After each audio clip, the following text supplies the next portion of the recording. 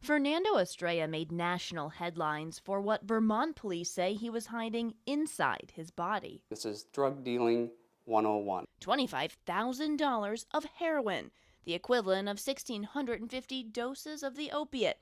Police call it body packing. There's a real motivation to not get caught, and this is one of the ways that you can be successful. Drug mules stashing evidence in their GI tracts by swallowing or inserting condoms full of heroin. And it's more common than you might think. Somewhere in Vermont, it's happening right now. Captain John Merrigan, a former undercover drug cop, now heads the Vermont Drug Task Force. He says body packing is the #1 way heroin is coming into Vermont.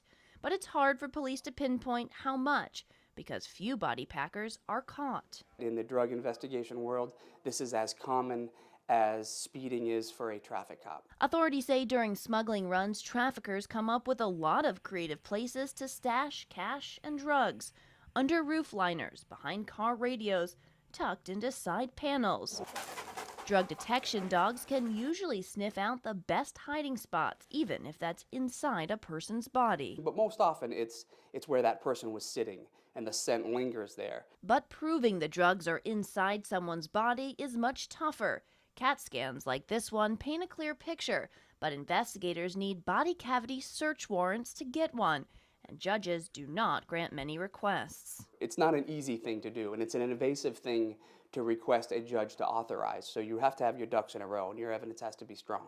Merrigan says Vermont's opiate trade is so lucrative, drug couriers are willing to take these life-threatening risks for a payday. You've put essentially a fatal dose of a poison in your body. These people are typically professionals. They know how to package it so they don't have medical issues, and they're basically getting through the state as quickly as they can.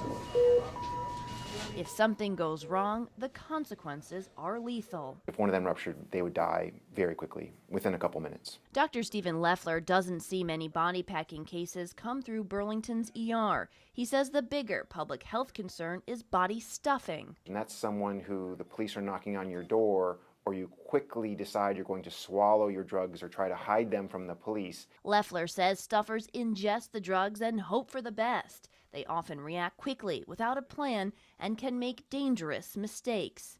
Mistakes that could cost them their lives. Jennifer Costa, Channel 3 News, Burlington.